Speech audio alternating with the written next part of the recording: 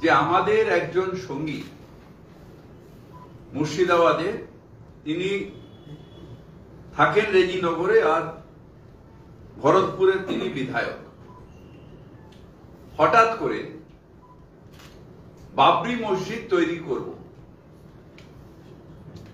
কেন? বাবরি মসজিদ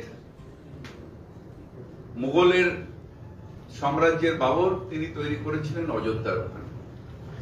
হঠাৎ বাবরি মসজিদ তৈরি করা কেন?